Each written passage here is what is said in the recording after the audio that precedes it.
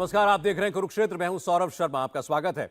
देश की सबसे पुरानी राजनीतिक पार्टी बहुत बीमार है, उसे डॉक्टर की जरूरत है, लेकिन इलाज में कंपाउंडर लगे हुए हैं। कांग्रेस गंवार और बिना पढ़े लिखे लोगों का अड्डा बन चुकी है। ट्वीट लिखकर पद पाने वाले पार्टी का चेहरा बन रहे हैं। कांग्रेस को अब दुआ की नहीं बल्कि दवा की जरूरत है। यह हम नहीं कह रहे। कांग्रेस में करीब 5 दशक तक प्रमुख पदों पर रहने वाले बड़े नेताओं में से एक गुलाम नबी आजाद ने जब पार्टी छोड़ी, वही पार्टी के बारे में यह सब कह रहे हैं। उन्होंने खुलकर कहा कि सोनिया गांधी और राहुल गांधी सवालों का सामना करना पसंद नहीं करते, सवाल करने वालों को ही बाहर का रास्ता दिखा देते हैं, और उन्हें भी इसी की सजा मिली है। गुलाम नबी आजाद ने कहा, मैंने घर नहीं छोड़ा, मेरे घर वालों ने ही मुझे घर से निकाला है। तो सबसे पहले आपको हम सुनाते हैं गुलाम नबी आजाद ने अपनी उस विस्फोटक 5 पन्नों की चिट्ठी के बाद कैमरों के सामने खुलकर जब अपने दिल की बातें कहीं तो क्या क्या बोले। घर वालों ने घर छोड़ने पे मजबूर किया, घर वालों ने घर छोड़ने पे मजबूर किया, और जहां घर वालों को लगे कि ये आदमी नहीं चाहिए और आदमी को भी लगे कि यहाँ हमको पराया समझते हैं, तो अकल आदमी, मंद आदमी का काम है कि वो घर छोड़ के निकल जाए।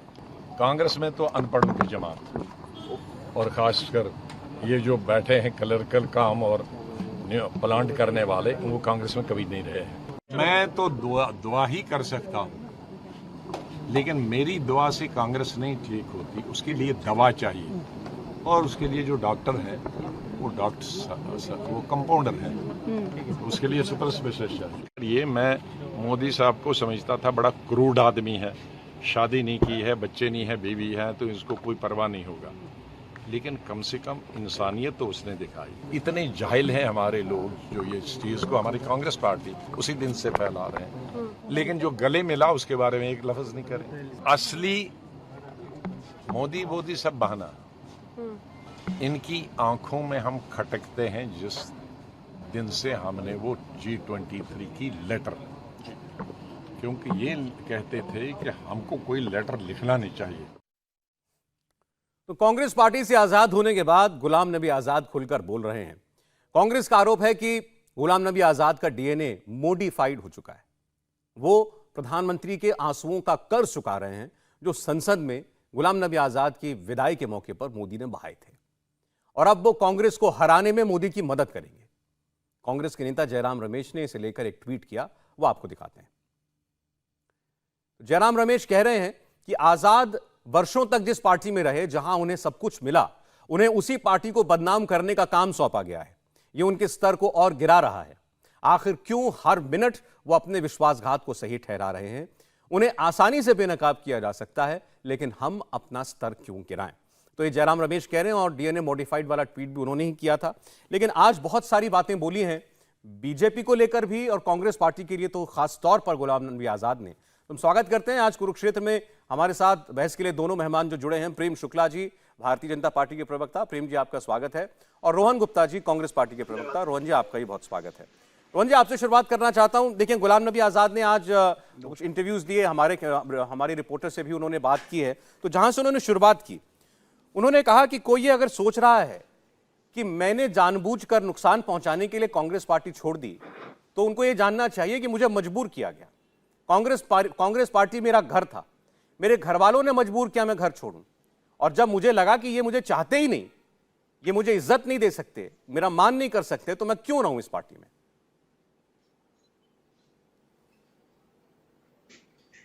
देखिए सौरभ जी, कोई भी आदमी आज 50 साल के करीब उन्होंने कांग्रेस पार्टी में अपना टाइम दिया।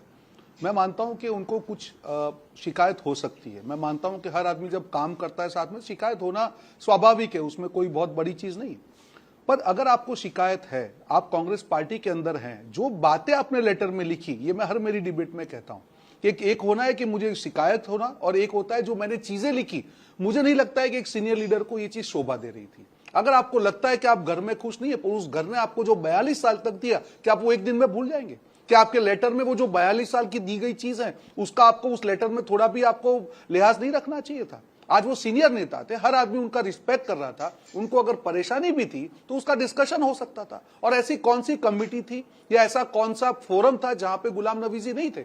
और मैं आपको समय की बात कर रहा हूं, मैं उनके 10 आपको भाषण सुनवा सकता हूं, उनकी प्रेस कॉन्फ्रेंस सुनवा सकता हूं। उन्हीं का कहना था कि अगर एक ही आदमी लड़ रहा है भाजपा के सामने, वो राहुल गांधी है। तो आज हृदय परिवर्तन कैसे हो गया? अब क्या आप तब झूठ बोल रहे थे? अगर आपके तब से आपके दिल में यह बात थी तो आपने क्यों 10 साल तक पार्टी में दिए? क्यों आप राज्यसभा के सांसद रहे? क्यों आपके राज्यसभा सांसद का टेन्योर पूरा होते ही आपका हृदय परिवर्तन हुआ? क्यों जम्मू कश्मीर के चुनाव के समय आपका हृदय परिवर्तन हुआ? तो ऐसे काफी सवाल है। अगर आप कहते हैं कि ये आपका घर था और उस घर ने अगर आपको सब कुछ दिया है, अगर आपको कहीं पे कोई परेशानी थी, उसका एक तरीका होता है। जिस तरीके से, जिस प्रकार से एक लेटर था, वो लेटर में दिख रहा था कि उनकी जो परेशानी है बहुत बड़ी है, छोटी नहीं है। आज कभी भी इस प्रकार की भाषा का प्रयोग कभी नहीं हुआ है। आप ग्रेसफुली पार्टी को छोड़ सकते हैं। नहीं रोहन जी, लेकिन कोई जो कांग्रेस पार्टी का रिएक्शन था उनकी इस चिट्ठी पर, वो भी तो कोई बहुत ग्रेसफुल नहीं था। उनके बारे में ये कहा जयराम रमेश जी ने कि इनका डीएनए मॉडिफाइड हो गया। ये पर्सनल रिमार्क है। उनके बारे में ये कहा गया कि ये मोदी जी के आंसुओं का कर्ज चुका रहे हैं। तो अगर उन्होंने चिट्ठी में पर्सनल रिमार्क किए तो आपने पलटकर उनको उतना ही बराबर दिया। सौरभ जी, बिल्कुल सौरभ जी, अगर जो 5 पन्ने का लेटर है, एक ऐसी व्यक्ति जिसने कांग्रेस ने ऐसा कोई पद नहीं है जो उनको नहीं दिया हो, 42 साल तक कांग्रेस पार्टी सत्ता में रही हो या नहीं रही हो, ऐसा कोई भी पद नहीं है जो उन्होंने नहीं एंजॉय किया हो। क्या उस व्यक्ति से आप ये अपेक्षा करते हैं? मैंने वापस मेरी बात को मैं दोहरा रहा हूं कि उनको परेशानी हो सकती है, उनको कई नीति का विरोध हो सकता है, पर जो चीजें उन्होंने लिखी, क्या शुरुआत अगर आपने किया, आप क्या अपेक्षा रखते हैं? अच्छा चलिए ठीक है, ये तो गुलाम नबी आजाद साहब अगर मिले तो मैं उनसे पूछ सकता हूं इसके बारे में। प्रेम शुक्ला जी भी क्या जानेंगे इसके बारे में। लेकिन रोहन जी, मैं सीधी बात आपसे पूछ के उसके बाद प्रेम शुक्ला जी के पास जा रहा हूं। मुझे ये बताइए, क्या कांग्रेस पार्टी ये सीधा सीधा इल्जाम लगा रही है जब वो कहती है कि गुलाम नबी आजाद ये चिट्ठी लिखकर और कांग्रेस छोड़कर मोदी के आंसुओं का कर्ज चुका रहे हैं, कि उनका बीजेपी के साथ उनकी कोई सांठगांठ हो गई है कश्मीर के चुनाव को लेकर या आमतौर पर? देखिए, मैं ये मानता हूं कि जो ये लेटर का समय है वो बहुत कुछ कह जाता है। अभी उन्होंने कहा कि जम्मू और कश्मीर में हम अलग पार्टी बनाएंगे, उनका राज्यसभा का टेन्योर खत्म होना, पद्म विभूषण मिलना, प्रधानमंत्री का रोना, उनके बंगलों का एक्सटेंशन, काफी चीजें हैं ये जो अगर हम मिलाते हैं, क्योंकि गुलाम नबी जी जिनका मैं व्यक्तिगत रूप से रिस्पेक्ट करता था, आज उनसे ये अपेक्षा नहीं थी सौरभ जी। अभी हमारा जब उदयपुर का जो हमारा जो 3 दिन का हमारा कॉन्क्लेव हुआ, तब भी एक महत्वपूर्ण कमिटी में वो थे और अभी उन्होंने अपने सुझाव दिए कि किस प्रकार से हमको भाजपा से लड़ना है। अगर वो उनको उतनी ही परेशानी थी तो क्यों वो कमेटी को हेड करते? हालांकि देखिए, अच्छा ठीक है रोहन जी, ठीक है, आप कह रहे हैं उनकी टाइमिंग बहुत सारे सवाल खड़े करती है। हालांकि आप, मैं दर्शकों के लिए बता दूं, ये अपने तमाम इंटरव्यूज में कह चुके हैं गुलाम नबी आजाद की बीजेपी की, चलिए टाइमिंग और भाषा, लेकिन वो ये साफ साफ कह रहे हैं कि मेरा बीजेपी से कोई लेना देना नहीं है, ना आगे जाके कभी होगा, मेरी और बीजेपी की विचारधारा कहीं भी नहीं मिलती है। प्रेम शुक्ला जी, लेकिन देखिए सवाल जितने गुलाम नबी आजाद साहब पर है उतने ही आप पर भी उठा रही है कांग्रेस पार्टी। गुलाम नबी आजाद साहब के बहाने यही कहा जा रहा है, इतनी उदारता उनके लिए क्यों है? बंगले का एक्सटेंशन भी दे दिया, पद्म पुरस्कार भी उनको दे दिया, मोदी जी उनके लिए इतना आदर उनके मन में था, ये देश को पता चला जब वो भावुक हुए राज्यसभा के अंदर, ये तमाम बातें। तो इसी को कांग्रेस पार्टी मुद्दा बना रही है कि चुनाव के लिए ये मोहरा बनाया गया है एक किस्म से गुलाम नबी आजाद को। सौरभ जी, पहली तो बात है ये कांग्रेस का अपना अंदरूनी मामला, और कांग्रेस का एक 50 वर्षों का पदाधिकारी जो ब्लॉक स्तर से लेकर शीर्ष स्तर तक पहुंचा, उस व्यक्ति की नाराजगी का प्रश्न है। ऐसे में ये सारे मामले, मैं तो गुलाम नबी आजाद का कोई प्रवक्ता हूं नहीं कि मैं गुलाम नबी आजाद ऐसा कंडक्ट क्यों कर रहे हैं उस पर जो उनका किसी प्रकार की पैरवी कर सकते। मुद्दे की बात यह है कि जो गुलाम नबी आजाद ने प्रश्न उठाए हैं, क्या उसका उत्तर कांग्रेस के पास है? तो जब उसका उत्तर कांग्रेस के पास नहीं है तो कांग्रेस की मजबूरी बन जाती है कि वो भारतीय जनता पार्टी पर जो है कीचड़ उछाले। और जो भी जब भी कोई इनको छोड़कर जा रहा है, कपिल सिब्बल जो है वो भारतीय जनता पार्टी के कहने पर जो उन्होंने जो है प्रश्न उठाया था, क्या कपिल सिब्बल भारतीय जनता पार्टी के एजेंट है क्या? और जब कपिल सिब्बल जो नेशनल हेराल्ड जैसे मामले में राहुल गांधी को बेल और श्रीमती सोनिया गांधी को बेल कराने के वकील हैं, उन वकील ने एक प्रश्न उठाया तो उनके घर पर हमला हुआ कि नहीं हुआ? ये हमला भारतीय जनता पार्टी ने करवाया था क्या कि कपिल सिब्बल पे पत्थर फेंका हो जाकर? यह तो कांग्रेस के लोग ही थे ना। अश्विनी कुमार छोड़कर गए क्या? भारतीय जनता पार्टी के कहने पर छोड़कर गए वो? कैप्टन अमरिंदर सिंह छोड़कर गए। क्या भारतीय जनता पार्टी ने उनको प्रेरित किया? कैप्टन अमरिंदर सिंह का अपमान तो स्वयं कांग्रेस ने ही किया ना। तो आप अपने घर को ठीक नहीं रख पाते, अब क्या कांग्रेस का घर ठीक करने की जिम्मेदारी भी भारतीय जनता पार्टी निभाएगी? ये अपेक्षा है इनकी कि अब श्रीमती सोनिया गांधी के सुपुत्र श्रीमान राहुल गांधी अपने दायित्वों का निर्वाह करने में पूरी तरह से विफल हो गए हैं। अब कांग्रेस का भी संचालन भारतीय जनता पार्टी का कोई ये अपेक्षा तो आपसे कोई नहीं करता कि आप इनके घर की रक्षा करेंगे, लेकिन इनका इल्जाम तो ये कि घर में सेंध लगाते हैं। अरे भाई, आपके घर में सेंध लगती क्यों है? आपने घर इतना जो है भरभरा क्यों बना रखा है कि सेंध लग जाती है? कभी वो तृणमूल कांग्रेस सेंध लगा देती है, कभी एनसीपी सेंध लगा देती है, कभी समाजवादी पार्टी सेंध लगा देती है, कभी वाईएसआर कांग्रेस सेंध लगा देती है, कभी टीआरएस सेंध लगा देती है। आपका घर इतना भुरभुरा क्यों है? उस घर को मजबूत कीजिए ना भाई। ठीक है जी, रोहन जी कुछ कहना चाह रहे हैं इस पर, बोलिए रोहन जी। सौरभ जी, भाजपा प्रवक्ता जो बात कर रहे थे, देखिए यही भाजपा की दिक्कत है। 10 साल सत्ता में, ऑलमोस्ट 8 साल तो हो चुके हैं, आज 10 साल सत्ता में हो जाएंगे, दूसरी टर्म खत्म हो जाएगी, आज भी भाजपा सत्ता में नहीं आई है। कभी ये लोग कांग्रेस मुक्त भारत की बात कर रहे थे, आज भाजपा कांग्रेस युक्त भाजपा हो गई है। और प्रेम शुक्ला जी जैसे लोग हैं बेचारे यहीं पे बैठे रहेंगे, उनका और कुछ होना नहीं है। उनके ऊपर तो कांग्रेस के नेता आके ही बैठेंगे, मंत्री होगा, जो भी पद होगा वो तो कांग्रेस के नेताओं को मिलेगा। मेरा ये कहना है सौरभ जी कि जो भारतीय जनता पार्टी इतने बड़े बड़े वादे करके सत्ता में आई थी, वो हम लोग 10 लाख की बात, 15 लाख की हम बात करें, नौकरियों की बात करें, किसानों की आय दुगनी होने की बात करें, महिला सुरक्षा की बात करें, रोजगारी की बात करें, हर जगह पे भाजपा विफल हो चुकी है। अब येन केन प्रकार, क्योंकि उनको मालूम है कि जनता के सामने वो जा नहीं सकते हैं, तो किसी भी प्रकार से लोकतंत्र की हत्या करके जहां पे एमएलए मिलते हैं वहां पे एमएलए खरीद लेते हैं, जहां पे पूरी की पूरी पार्टी खरीद लेते हैं। तो ये किस प्रकार का उनका जो रवैया है पूरे देश की जनता देख रही है, और ये अहंकार गिरने वाला है सौरभ जी, ये ज्यादा समय तक नहीं चलेगा। जो भाजपा को अपने आप पे अहंकार है कि हम जनता का काम किए बिना पूरी प्रकार से लोकतंत्र की हत्या करके हमारी सत्ता चला सकते हैं, ये अहंकार गिरने का समय आ चुका है। नहीं ठीक है, वो ये समय तो 2014 आया है, अपने वादे पूरे नहीं तब से आपकी पार्टी कह रही है कि इन्होंने पहले दिन से कोई काम नहीं किया।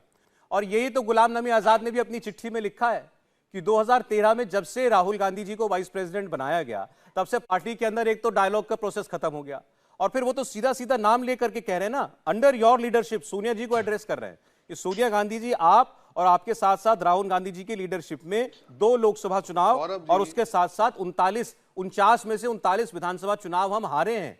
तो वो तो ये कह रहे हैं, यही कह रहे हैं कि बीजेपी की विफलताएं हम गिनाने में नाकामयाब रहे, और इसकी वजह राहुल गांधी है, उनकी लीडरशिप है। मुझे बताइए सौरभ जी, ये 2013 की जो बात कर रहे हैं, उसके बाद दो बार वो सांसद बने, तब तो उनको कोई परेशानी नहीं थी। मैं आपको कम से कम 10 उनकी वीडियो क्लिप दिखा सकता हूं, वहां जहां उन्होंने कहा है कि सिर्फ राहुल गांधी लड़े हैं भाजपा के खिलाफ, और भाजपा के खिलाफ सिर्फ राहुल गांधी लड़ेंगे। ये 2 साल के पहले क्या हो गया उनको? क्या आपको नहीं लग रहा है कि ये स्क्रिप्ट कहीं ना कहीं लिखी होगी? मैं आज ये दुख के साथ ये चीज बोल रहा हूं, मुझे ये लग रहा है कि स्क्रिप्ट कहीं ना कहीं 2 साल पहले लिखी गई, जिसका एग्जीक्यूशन आज हो रहा है। बाकी वही राहुल गांधी, स्क्रिप्ट राइटर कौन है? वो खुद है या किसी ने लिखवाई है? आप नहीं थकते थे, और स्क्रिप्ट राइटर वो खुद है या कोई और है? आपकी व्यक्तिगत मजबूरियां है, कहीं ना कहीं व्यक्तिगत मजबूरियां हैं आपकी। नहीं रोहन जी, स्क्रिप्ट राइटर आजाद साहब खुद है या कोई और है?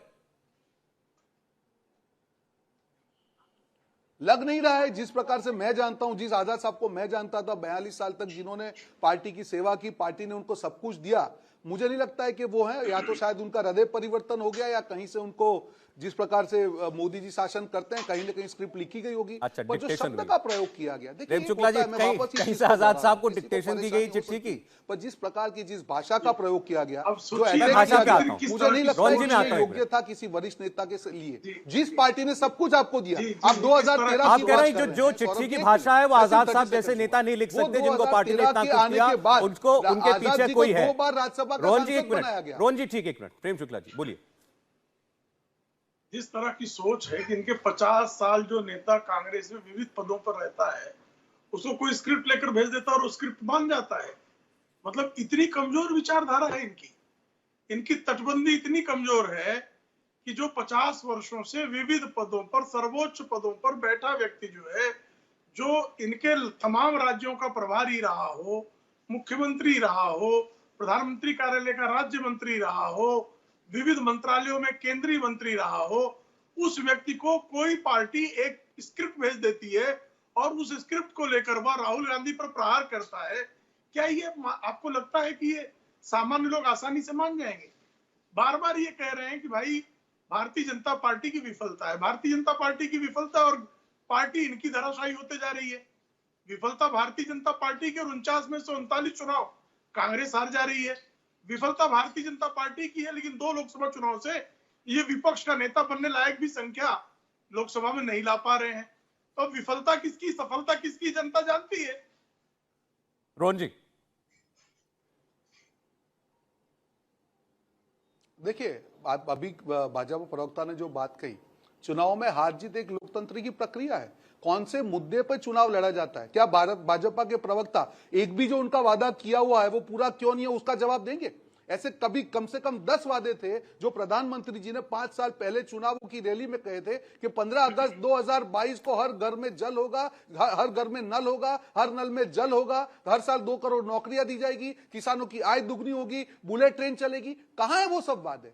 क्यों? अगर ये वादे आप पूरे नहीं करते हैं और फिर भी आपको चुनाव जीतना है तो आपको देश में हिंदू मुसलमान की राजनीति करनी पड़ेगी, आपकी मजबूरी है। और आपका पूरा देश, अब ये जो लड़ाई सौरभ जी चालू हुई है, ये देश की जनता और भाजपा के बीच की ये लड़ाई है और कांग्रेस पार्टी देश की जनता के साथ खड़ी हुई है। चलिए, अच्छा, तो ठीक हमारी है। भारत जोड़ो रोहन जी, आपने अभी एक बड़ी अच्छी बात की, मैं चाहता हूं इस पर हम बात करें। आपने कहा मूल प्रश्न डेमोक्रेसी के, चुनावी लोकतंत्र का मूल प्रश्न ये होता है कि चुनाव किस मुद्दे पर लड़े। आपने कहा किस मुद्दे पर चुनाव लड़ना है, ये कांग्रेस पार्टी तय करती है। आपने जो अभी विषय बताया, अब गुलाम नबी आजाद साहब ये कहते हैं, और ये फैक्ट है, 2019 के चुनाव से पहले राहुल गांधी जी ने जो सबसे बड़ा मुद्दा उठाया और सबसे बड़ा नारा जो लगाया वो था चौकीदार चोर है, राफेल स्कैम को लेकर के। गुलाम नबी आजाद का कहना यह है कि हमसे कहा जाता था ये नारा लगाओ जाके रैलियों में, चौकीदार चोर है प्रधानमंत्री मोदी के लिए, हम नहीं लगा सकते थे, हमें ये भाषा नहीं आती, ये वो अपने इंटरव्यू में कह रहे हैं। और इसीलिए उन्होंने अपनी चिट्ठी में लिखा है कि 19 का चुनाव हारने के बाद इस्तीफा देने से पहले वो हम सब नेताओं के ऊपर भड़के, हमारी बेइज्जती की। ये चौकीदार चोर है के नारे को फैलाने में, इस नैरेटिव को सेट करने में इन लोगों ने मेरी मदद नहीं की, इसीलिए हम चुनाव हारे।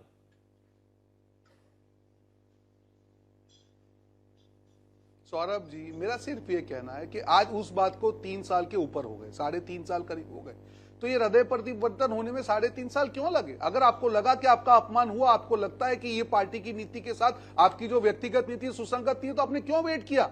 क्योंकि आपके राज्यसभा के 3 साल बाकी थे, इसीलिए आपने वेट किया, नहीं तो आप वेट नहीं करते। अगर आपको अंतरात्मा की आवाज थी तो वही राहुल गांधी के प्रेसिडेंट बनने के बाद, वही राहुल गांधी के मुखिया बनने के बाद आप 2 साल राज्यसभा में चुने गए, तब आपने क्यों उसको नहीं ठुकराया? तब क्यों नहीं कहा कि मेरी नीति थी, मुझे नहीं बनना है राज्यसभा का सदस्य, मुझे इस कमेटी का सदस्य नहीं बनना है, मुझे सीडब्ल्यूसी का सदस्य नहीं बनना है? आप कर देते। आपकी अंतरात्मा की आवाज जब जम्मू कश्मीर चुनाव के पहले सुनाई देती है तो डाउट होगा। और जिस प्रकार की राजनीति आज सौरभ जी हो रही है, बहुत मुश्किल लोगों का काम है इसके सामने टिकना, पर कांग्रेस पार्टी टिकी है। अभी राहुल जी ने 3 हफ्ते पहले कहा था कि जिस प्रकार से आज मीडिया के ऊपर अटैक हो रहा है, हर संस्था के ऊपर अटैक हो रहा है, फिर भी कांग्रेस पार्टी मुखर आवाज बन के लड़ रही है और लड़ती रहेगी। महंगाई की बात कौन कर रहा है सौरभ जी? किसी की हिम्मत है? भाजपा के नेता यहाँ पे आके बात कर रहे हैं, क्या देश में महंगाई नहीं है? अभी अरुणाचल प्रदेश में भाजपा, अभी चाइना का वीडियो आया है कि वहां पे कंस्ट्रक्शन हो रहा है, एक भी भाजपा नेता बोलने को तैयार नहीं है। आज भी कह रहे हैं कि देश में कोई घुसा नहीं है। सौरभ जी, कांग्रेस और भाजपा पे सिर्फ ये फर्क है कि हमको हमारा नुकसान भी हो जाएगा, जहां देश की बात आएगी हम देश की कीमत पे हमारी राजनीति नहीं करेंगे। यही कांग्रेस और भाजपा में फर्क है। देश ये चीज समझ रहा है कि 8 साल तक भाजपा ने देश को तोड़ने का काम किया है, ये खतरनाक राजनीति को रोकने का समय देश के हर नागरिक का। चलें, ठीक है। गुलाम नबी आजाद के ऊपर आपकी पार्टी ने यह भी इल्जाम लगाया था, काम के नाम पे दे, महंगाई के नाम पे दे, बेरोजगारी के नाम पे दे, किसानों के नाम पे दे, और इस प्रकार की राजनीति को अगर हम नहीं रखेंगे, आपको ये विषय उठाते रहने चाहिए, आपकी जिम्मेदारी है। प्रेम शुक्ला जी, देखिए, ये सीधा सीधा आरोप लगा था गुलाम नबी आजाद के ऊपर कि मोदी जी के आंसुओं का वो कर्ज चुका रहे हैं। गुलाम नबी आजाद ने जवाब ये दिया कि मुझे तो उस दिन इस बात का एहसास हुआ कि प्रधानमंत्री मोदी एक भावनात्मक व्यक्ति हैं, इनके अंदर बड़ी सेंसिटिविटी है, मुझे उस दिन ये सोच करके अच्छा लगा। लेकिन कांग्रेस कहती है कि शायद उसी दिन से गुलाम नबी आजाद को लगा कि इनके लिए मेरे मन में ऐसे भाव हैं, तो हो सकता है एक दिन ये मौका आएगा कि मैं इसको चुकाऊंगा। देखिए, भी रोहन गुप्ता जी कह रहे हैं कि भारतीय जनता पार्टी हिंदू मुसलमान कहकर करके वोट जीतती है। इस देश के मुस्लिम बहुल प्रांत का जो मुख्यमंत्री है, कांग्रेस का मुख्यमंत्री, मुस्लिम बहुल एकमेव प्रांत जम्मू एवं कश्मीर का मुख्यमंत्री रह चुका व्यक्ति, वह कांग्रेस की नीतियों का विरोध करके कांग्रेस छोड़कर चले जाता है और ये आरोप लगाते हैं कि वो आदरणीय नरेंद्र मोदी जी के आंसुओं का कर्ज का बोझ के तले दबा था इसलिए चला गया। तो इसका क्या संकेत है? इसका संकेत है कि आदरणीय नरेंद्र मोदी जी मानवता की बात करते हैं, वो हिंदू मुसलमान नहीं करते हैं, वो सबका साथ, सबका विकास, सबका विश्वास, सबका प्रयास के मंत्र पर इस देश को विकसित कर रहे हैं। यह तो सिद्ध हो गया।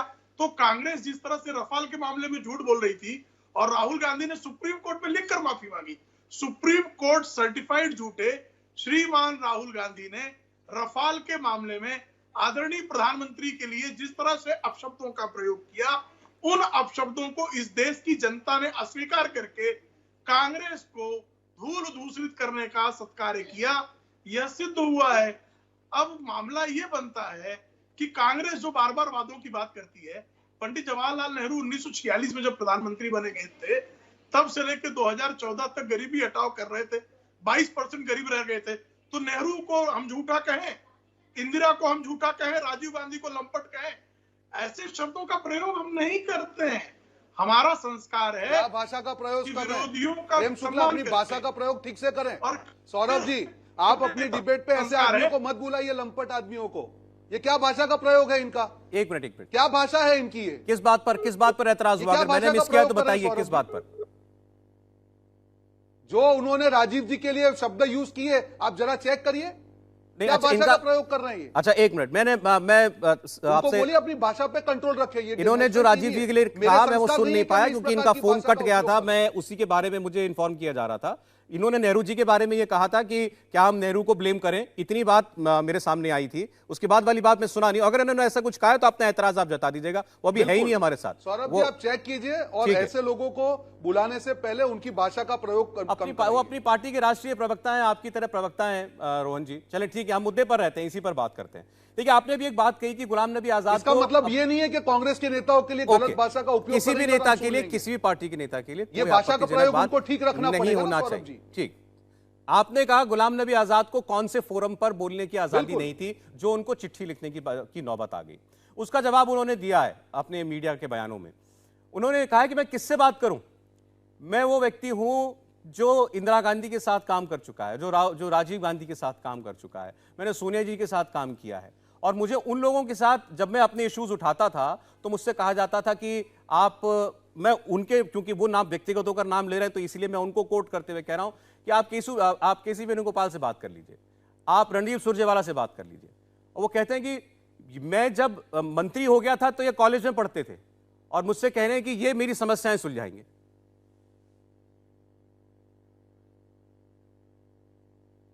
सौरभ जी, हर पार्टी में एक जनरेशन चेंज होता है।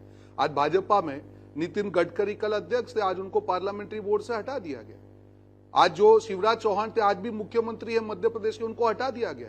तो हर पार्टी में एक परिवर्तन, एक इट इज अ कांस्टेंट, ये चेंज होता रहता है। तो आज ये कहना कि अगर मैं आज कोई पद पे था, मेरी जगह पे कोई और पद पे है, तो मैं बात, मुझे नहीं लगता है कि इसमें कहीं अहंकार की बात है। दूसरी बात, आपने कहा, मैं अभी इस बात को वापस दोहरा रहा हूं कि उदयपुर में जो सबसे महत्वपूर्ण कमेटी थी, उसका उनको जो जिम्मा है गुलाम नबी जी को दिया गया। जो रेजोल्यूशन हुए, जो उदयपुर डिक्लेरेशन जो कहा जाता है, हर रेजोल्यूशन में गुलाम नबी जी के साथ इन्वॉल्व होकर सब कुछ हुआ है, जहां पे सारे नेता मौजूद थे। राहुल जी भी थे, सोनिया जी भी थे, प्रियंका जी भी थे, हमारे सारे वरिष्ठ नेता थे। तो उनका ये कहना कि आज गुलाम नबी जी जैसे नेता का ये कहना कि उनका एक्सेस नहीं है, कोई ये चीज को नहीं मानेगा। उन्होंने ये कहा कि भाई आप देखिए, उन्होंने ये कहा, नाम तो नहीं लिया, उन्होंने ये कहा कि उन्होंने गांधी परिवार का नाम लिए बगैर ये कहा कि आप एक परिवार में 3-3 नेता हो। तो सीधा आशय है कि वो किस फैमिली की बात कर रहे हैं। उन्होंने कहा एक परिवार के 3-3 नेता हो, एक ही मुझसे बात कर लेता।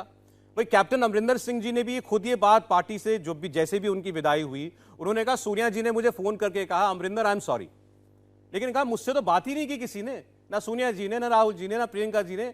क्या मैं इस लायक भी नहीं था कि वो लोग मुझे एक बार बुला के बात करते? मैं आपको वही कह रहा हूं,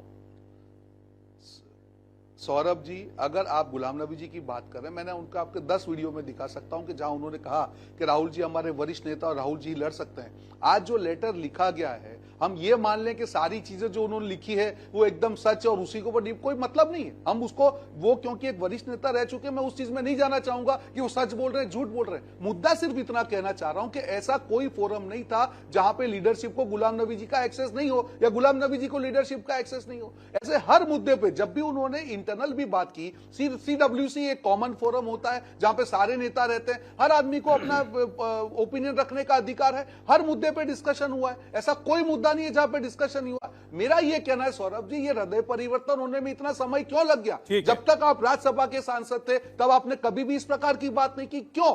आपको अगर राहुल जी से प्रॉब्लम था 2013 से, तो आप 2 बार राज्यसभा के सांसद क्यों बने? तब आपके दिल में ये सब चीजें क्यों नहीं आई? क्यों आप राज्यसभा सांसद नहीं रहे? जब जम्मू कश्मीर का चुनाव आया, आपको एक अवार्ड दिया गया, राष्ट्रीय पुरस्कार दिया गया, आपके बंगले का एक्सटेंशन हुआ, ये सब चीजें हुई, उसके बाद आपका हृदय परिवर्तन क्यों अच्छा, चलें, आया? ठीक। सवाल तो पूछेंगे। जो अब कांग्रेस पार्टी ने 42 साल तक आपको सब कुछ दिया, आपको परेशानी होना लाजमी है। वो कांग्रेस पार्टी की सत्ता के इतिहास के बारे में ही प्रेम शुक्ला बोल रहे थे जिस वक्त आपको एतराज हुआ था।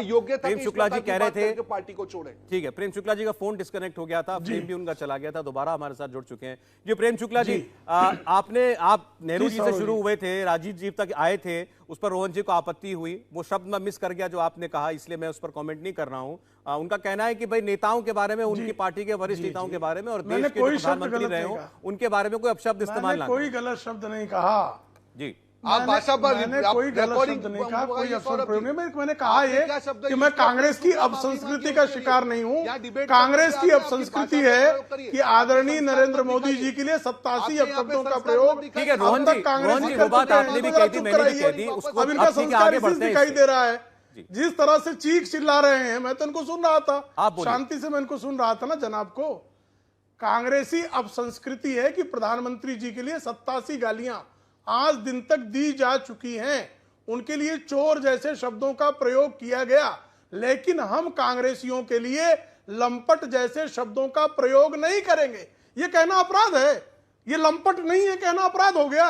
और ये चोर कहेंगे, ये हत्यारा कहेंगे, ये मौत का सौदागर कहेंगे, ये चाय वाला कहेंगे, ये लगातार गालियां आदरणीय प्रधानमंत्री जी को देंगे। ये आपकी अपसंस्कृति है। कांग्रेस में माफिया संस्कृति का इतना भयंकर प्रभाव पड़ चुका है कि अपने नेताओं को, अभी देखिए, अभी तो उन्होंने कम से कम कुछ ऐसा नहीं कहा, ऐसा ना करिए, ऐसा ना करिए, सुन लीजिए उसके बाद आप नेताओं को, कांग्रेस से जाने वाले नेताओं को, कांग्रेस के भीतर रहने वाले नेताओं को, हर किसी को अपशब्दों से नवाजने के अलावा इनकी कोई संस्कृति शेष नहीं बची है। तो इनकी अपसंस्कृति का मैंने जिक्र भर किया था, और उस जिक्र पर भी ये चलिए सत्य नहीं है क्या कि चौकीदार चोर है जैसा निंदास्पद नारा श्रीमान राहुल गांधी ने पूरे चुनाव में लगाया, और राहुल गांधी को थूक कर चाटना पड़ा। सुप्रीम कोर्ट को उन्होंने जो मिसकोट किया था और जो झूठ बोला था उसके लिए लिखकर माफी मांगनी पड़ी। फिर भी कांग्रेस को शर्म नहीं आती है। इतनी बेशर्मी से राहुल गांधी के पीछे खड़े होते हैं। इतनी बेशर्मी है, लाते कहां से? इटली से निर्यात होता है क्या? अंग्रेजों से माफी आपने मांगी है। 1 टन बेशर्मी आयात कर दी और बांट दिया। लो भाई 1 किलो तुम भी बेशर्म हो जाओ, रोहन गुप्ता 1 पौवा तुम भी बेशर्म हो जाओ। ये बेशर्मी आती है क्या? आयात करते प्रेम शुक्ला जी, अच्छा एक मिनट, प्रेम शुक्ला जी, एक मिनट, प्रेम शुक्ला जी, इतनी अपशब्द अभद्र भाषा बोलने वालों को कहां से ले आते हो जनाब? अच्छा चलिए ठीक है, हो गया हिसाब बराबर। रोहन जी, अब जरा मुद्दे पर आकर बात करते हैं प्लीज, कोई पर्सनल टॉक ना हो इसके बाद। अच्छा है, समय दर्शकों का जाता है इसमें। अच्छा खैर, हम लोग बात कर रहे हैं गुलाम नबी आजाद के बयानों की। मैं चलिए, गुलाम नबी आजाद जो कुछ कह रहे हैं वो उनके अंदर बहुत कटुता है इस वक्त कांग्रेस पार्टी को लेकर, इसलिए उनके शब्दों में उतनी तलखी भी दिखाई दे रही है। रोहन गुप्ता का कहना यह है कि अगर एक व्यक्ति ने कोई चिट्ठी लिखी है तो आप उसको गॉस्पेल ट्रूथ नहीं मान सकते। आप ये नहीं मान सकते कि शब्द शब्द जो वो लिख करके जा रहा है वही सही है और हम उसी को सत्य मानकर बात करें। लेकिन हाँ, वो जो सवाल उठा रहे हैं उन पर हम लोग जरूर एक डिस्कशन कर सकते हैं। देखिए, रिमोट कंट्रोल की बात वो लिख करके गए। उन्होंने कहा कि कांग्रेस, उन्होंने इससे आज की कांग्रेस पार्टी से पहले वो यूपीए की सरकार पर भी चले गए। उन्होंने कहा कि हमारा जो डिस्क्रेडिट हुई हमारी सरकार, वो उसके ऊपर इल्जाम था रिमोट कंट्रोल की सरकार होने का। आज पूरी कांग्रेस पार्टी उस रिमोट कंट्रोल का शिकार हो गई। रोहन जी, देखिए सौरभ जी, मैंने जैसे आपको कहा और आपने मेरी बात को जो दोहराया, मैं वही चीज वापस कहना चाहूंगा। किसी को भी परेशानी हो सकती है। ये परेशानी आप जब तक सत्ता में थे, आप सांसद थे, तब तक आपको नहीं दिखी, और यही परेशानियां जब आप पद पे नहीं रहे तब आपको क्यों दिखने लगी? पहली बात। दूसरी बात, अगर आपको परेशानी थी तो आप उसी समय पे पार्टी छोड़ देते। तीसरी बात, आपको पार्टी छोड़नी भी थी, जो भी आपके व्यक्तिगत कारण हो, राजनीतिक कारण हो, पर जो भाषा का आपको प्रयोग था, जिस पार्टी ने आपको 42 साल तक दिया, उसकी लीडरशिप के लिए यूज करना मुझे नहीं लगता है कि कहीं भी वो वाजिब था। तीनों चीजों में आपको जो वापस रिपीट कर रहा हूं, मुद्दा यहाँ पे सौरभ जी, मैं इसलिए बार बार चीजें बोल रहा हूं कि पार्टी फोरम में, कांग्रेस पार्टी में छोटे से लेके बड़े कार्यकर्ता तक सबकी सुनवाई है। आज CWC से लेके सारी कमिटीज है, मीटिंग है। आज वरिष्ठ नेता का ये कहना कि नहीं मेरी बात नहीं सुनी जाती, मुझे नहीं लगता है कि अच्छा चलिए रोहन जी, ठीक है, ये बात आप पहले कह चुके, ये रेपिटेशन ही होगा, दोबारा दोहरा नहीं होगा। उन्होंने आज एक और बात की, उन्होंने कहा कि अच्छा नहीं मैं आ रहा हूं, मैं दूसरे मुद्दे मेरी बात सुनिए, मेरा मुद्दा खत्म करने दीजिए। उन्होंने ये कहा, 30 सेकंड दीजिए। अच्छा ठीक है, बोलिए जी।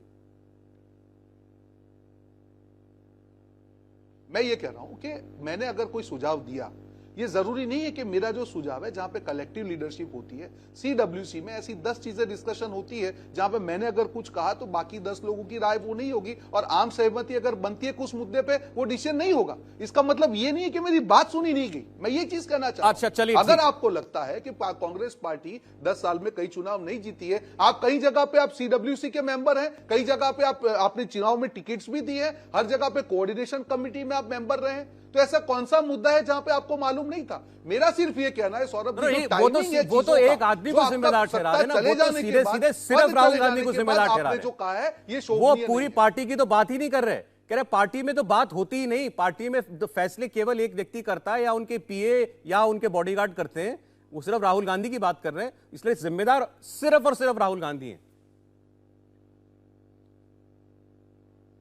अगर राहुल गांधी जी जिम्मेदार है तो राहुल गांधी जी आपको 2 बार सांसद में भेजने के लिए भी जिम्मेदार है। राहुल गांधी जम्मू कश्मीर के आपको CM बनाने के लिए भी जिम्मेदार है। राहुल गांधी जी आपको CWC में मेंबर बनाने के लिए भी जिम्मेदार है। राहुल गांधी हर चीज के लिए जिम्मेदार है जो आपको लास्ट 10 साल में मिला है, तो आपको उनको धन्यवाद करना चाहिए था। आप क्यों भूल गए वो चीजों को? अगर आपको लगता है कि राहुल गांधी जी जिम्मेदार है, सब चीजों के लिए जिम्मेदार थे, 10 साल के बाद क्यों आपको याद आया? मेरा बाप देखिए सौरभ जी, हर राजनीति में मतभेद होना स्वाभाविक है। मुझे किसी आदमी से अगर काम नहीं करना है या मुझे उसकी नीति नहीं अच्छी लगती है तो मैं सामने बोल के उसको मैं कर दूंगा, पर अपनी सत्ता जाने के बाद जो 42 साल के बाद ये बोलना, मुझे लगता है कि उनकी जो इज्जत थी पार्टी में या बाहर, वो कहीं ना कहीं उन्होंने कम की है। अच्छा अभी आपने अभी एक बात कही, कांग्रेस पार्टी से इतने नेता छोड़ करके जाते हैं, सब बीजेपी कांग्रेस युक्त होती जा रही है, जबकि मोदी जी जो है भारत को कांग्रेस मुक्त करना चाहते थे। इसका जवाब प्रेम जी दे देंगे अभी। लेकिन जो गुलाम नबी आजाद ने सवाल उठाया कि आप जो पुरानी जनरेशन के नेता हैं उनको छोड़ दीजिए, कपिल सिब्बल चले गए, अश्विनी कुमार चले गए, उन सबको भी छोड़ दीजिए, वो भी चले गए, लेकिन जो ब्लू व्हाइट बॉयज या ब्लू व्हाइट गर्ल्स थे, राहुल गांधी जी की टीम जिसको कहा जाता था, यंग कांग्रेस टीम जिसको कहा जाता था, वो भी तो छोड़ के गई। उसके जिम्मेदार कौन है? ज्योतिरादित्य सिंधिया छोड़कर चले गए, RPN सिंह छोड़कर चले गए, जितिन प्रसाद छोड़कर चले गए, सुष्मिता देव छोड़कर चली गई। ये बिल्कुल क्लोज टीम थी राहुल गांधी की, आपकी तरह। सौरभ जी, हर जो भी स्टोरी है जहां पे लोग छोड़ के गए हैं, आप देखिए कि हर आदमी ने कोई ना कोई पद पाया है उसके पीछे। ये तो राजनीतिक लड़ाई है। मुझे लगता है कि नहीं मैं सब्र नहीं कर सकता हूं सत्ता के लिए, या मुझे लगता है कि नहीं इस विचारधारा के चलने के लिए मुझे कठिनाई होगी अगर मैं छोड़ दूं, मेरी व्यक्तिगत चॉइस है। जितने भी आपने नाम लिए उसमें एक चीज कॉमन आपको मिलेगी कि हर आदमी ने पार्टी छोड़ने के बाद में कहीं ना कहीं सत्ता पाई है, कहीं ना कहीं पावर मिला। चलिए ठीक है, राजनीतिक ज्यादातर ने बीजेपी में और कुछ एक ने TMC में सत्ता पाई है। भाजपा से आपने सेटिंग करके आपने किया है। अच्छा ठीक है, प्रेम शुक्ला जी जवाब दें इसका। बिल्कुल, लास्ट कमेंट। हर नेता का आप देखेंगे। ठीक है रोहन जी, अभी अंतिम मेरे पास एक ही कमेंट का सवाल क्या है? प्रेम शुक्ला जी, सौरभ जी सवाल क्या है? नहीं, उन्होंने जैसे अभी हमने नाम गिनाया कि इतने लोगों ने छोड़े, राहुल गांधी जी के यंग टर्क्स इनको कहा जाता था, तो उन्होंने कहा जितने लोग हैं ज्यादातर ने भाजपा में जाकर पद पाए, तो इन्होंने समझौता किया कि ये सत्ता से बहुत दिन तक दूर नहीं रह सकते थे, इसलिए चले गए भाजपा के पास और भाजपा ने इनको दे दिया पद। तो ऐसे सत्ता लोलुपों को इन्होंने प्रमोट क्यों किया है? जिनको ये सत्ता लोलुप समझ रहे हैं, वो राहुल गांधी के आसपास सारे सत्ता लोलुप लोग बैठे हुए हैं। कांग्रेस सत्ता लोलुपों का दल है, कांग्रेस में सत्ता लोलुपता का ही संस्कार है, कांग्रेसी बिना सत्ता के नहीं जी सकते हैं, ये कहना चाह रहे हैं आप? ये तो अपनी पार्टी की पार्टी की विचारधारा की शुक्ला जी, अपने 2-4 पार्टी के लोगों ने सदस्यों छोड़ी है, पदाधिकारियों बाकी की तो अवमानना कांग्रेसी बैठे हुए है हैं। कि आपके सारे पदाधिकारी जो हैं वो लोभी हैं, सत्ता लोलू पे आप तो गरिया रहे हैं अपने पार्टी के लोगों को। रोहन जी ऐसा करना ठीक नहीं है। चलें, ठीक है, आपने अपनी निष्ठा दिखाई है राहुल गांधी के प्रति, अरे लेकिन मजबूरी तो अपने ही आपकी है, नेताओं प्रेम के शुक्ला लिए जी। इस तरह आपको के आप सर पे तो शब्दों का कांग्रेस प्रयोग नेता करें, कोई बिठाना यह पड़ेगा। कांग्रेस ये आपको जो तो है कुछ मिलने संस्कारों में वाला वांछित है नहीं नहीं। है। लेकिन आप आपको तो करेंगे क्या? हमारे जब ही गाली नेता देना को आपकी अपने आदत पड़ सर पे गई है बिठाना पड़ेगा। तो आप सबको ये करिए आपकी आएंगे, मजबूरी है। अपनों को भी चलें, ठीक। आएंगे, पराओं को भी आपको करिए आएंगे। टीवी डिबेट तो ये गाली देना प्रेम आपका जी जो और रोहन संस्कार जी, हो गया है, मैं ये धन्यवाद आप करता ही हूं आप दोनों का आज कुरुक्षेत्र में हमारे साथ जुड़ने के लिए। अब गुलाम नबी आजाद जो बातें कह रहे हैं अब वो और खुलकर कह रहे हैं, हो सकता है और बहुत सी बातें आगे जाकर के पार्टी के बारे में वो बताएंगे। इसका सवाल तो कांग्रेस पार्टी को ही देना पड़ेगा। और बीजेपी जो है साइड से बैठकर फिलहाल कांग्रेस पार्टी के अंदर का ये तमाशा देख रही है। क्या इससे उनको अपना को फायदा भी नजर आता है, इस पर भी चर्चा होती रहेगी। आगे बढ़ते हुए मनीष सिसोदिया ने अभी ट्वीट करके क्या कहा, जिसको लेकर कल दिल्ली की सियासत जरूर गरमाएगी, बताएंगे आपको। दिल्ली के डिप्टी सीएम मनीष सिसोदिया ने सीबीआई के बहाने मोदी सरकार पर तंज कसा। मनीष सिसोदिया ने कहा कि कल सीबीआई हमारा बैंक लॉकर देखने आ रही है। 19 अगस्त को मेरे घर पर 14 घंटे की रेड में सीबीआई को कुछ नहीं मिला था, लॉकर में भी कुछ नहीं मिलेगा। सीबीआई का स्वागत है, जांच में मेरा और मेरे परिवार का पूरा सहयोग रहेगा।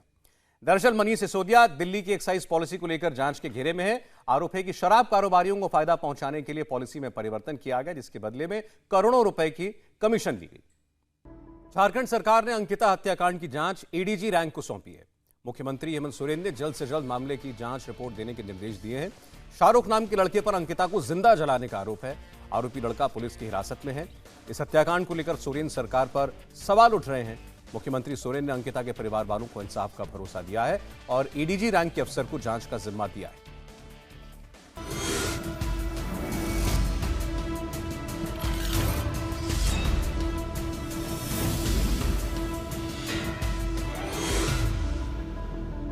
इंडिया टीवी हर वक्त हर जगह डाउनलोड करने के लिए सर्च करें India TV news Google play store या ऐप स्टोर पर।